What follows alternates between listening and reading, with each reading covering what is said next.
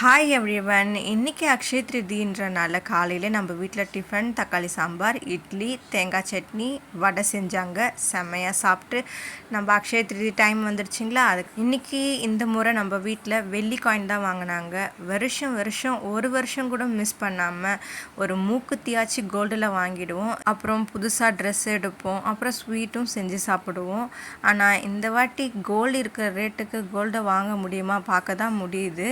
அதோட தம்பி வந்தான் வீட்டுக்கு. அவன் வரும்போது இந்த ஐனி பழம் வாங்கிட்டு வந்திருந்தான். 1 kg தான் கொடுப்பேன்னு சொல்லியிருந்தாங்களாம். 300 rupees சொல்லிட்டு கடைசியில் இது ஃபுல்லாகவே அழுகின மாதிரியே இருந்தது. இதை சாப்பிடவே முடியல, டேஸ்ட்லெஸ்ஸாக இருந்தது.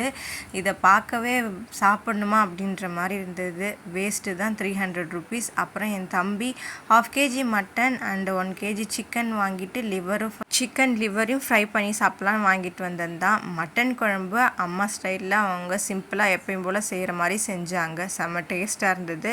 அதோட சிக்கனையும் வேக வச்சு அதையும் கொஞ்சமாக எடுத்து செஞ்சிட்டாங்க. ஃப்ரையெல்லாம் செஞ்சு சாப்பிட டைம் ஆகிடுச்சு. அதனால் இது மட்டும் போதும்னு நாங்கள் ஆஃப்டர்நூனுக்கு சாதம், மட்டன் கறி அண்ட் சிக்கன் கறி வச்சு சாப்பிட ஆரம்பிச்சிட்டோம். நான் மட்டன் நல்லா எடுத்துக்கிட்டேன். சிக்கன் ஒரு லிவர் எடுத்துக்கிட்டு சின்ன ஒரு சிக்கன் பீஸ் எடுத்து சாப்பிட்டேன். டேஸ்ட்டு செம்மையாக இருந்தது. உங்கள் வீட்டில் அக்ஷய திருதி அன்னைக்கு என்ன வாங்குவீங்க?